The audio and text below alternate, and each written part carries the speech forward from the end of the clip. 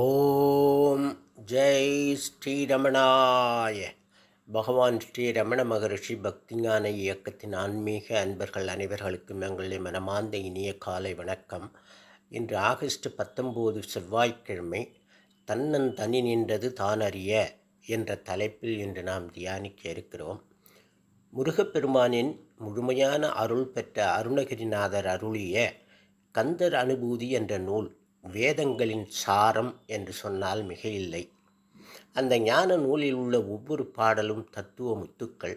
நாம் இன்று அந்த நூலில் உள்ள 49வது பாடலின் தத்துவ விளக்கத்தை பார்க்க இருக்கின்றோம்.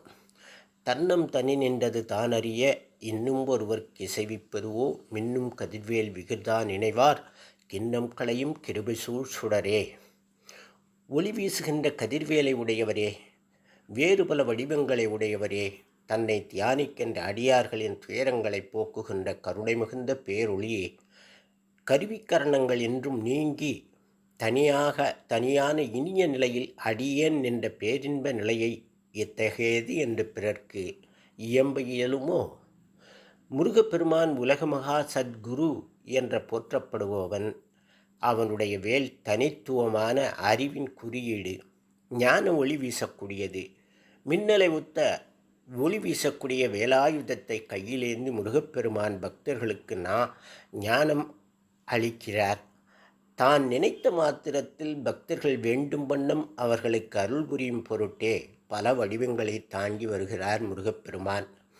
நினைக்க முக்தி தரும் ஸ்தலம் திருவண்ணாமலை எனப்படும் அருணகிரி, அருணாச்சலம்.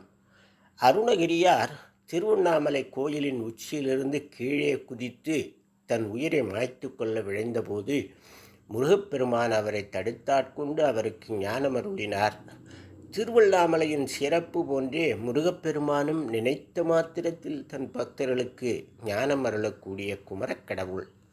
கலியுகத்தில் மக்கள் சொல்லொன்னா துயரத்தில் சிக்கி தவிக்கின்றனர். தன் பக்தர்களின் துன்பத்தை அவனை நினைத்த மாத்திரத்தில் அவற்றையெல்லாம் போக்கி பேரின்பம் அளிக்கக்கூடிய கலியுக வரதன் முருகப்பெருமான். தன்னம் தனி நின்றது தான் அறிய. தான் என்றும் அவன் என்றும் இரண்டாம் தத்துவம் என்று பேசுகிறது திருமந்திரம். தான் என்று அவன் என்று இரண்டாம் தத்துவம், தான் என்று அவன் என்று இரண்டும் தன்னில் கண்டு தான் என்ற பூவை அவனடி சாத்தினால் தான் என்று அவன் ஒன்றென்று சொல்கை நன்றே. தான் என்பது தனி உயிர், அது ஒரு தத்துவம். அவன் என்பது இறைவனை குறிக்கும், அது மற்றொரு தத்துவம். தியானிப்பவன் தன்னையும் இறைவனும் ஆகிய இரண்டு தத்துவங்களையும் தன்னில் கண்டு தான் என்ற தன் ஆத்மாவை பூவாக பாவித்து இறைவன் திருவடிகளில் சமர்ப்பித்தால் தான் என்ற தனி வியக்தி அகன்று எல்லாம் இறைவனே என்று சொல்லுவது நன்றாகும்.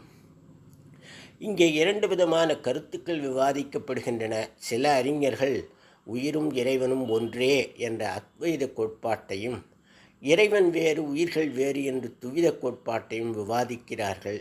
பகவான் ரமணர் அத்வைத கோட்பாட்டை சிபாரிசு செய்தாலும் ஒருவன் எதற்காக ஒன்றா இரண்டா என்று விவாதம் செய்ய வேண்டும்?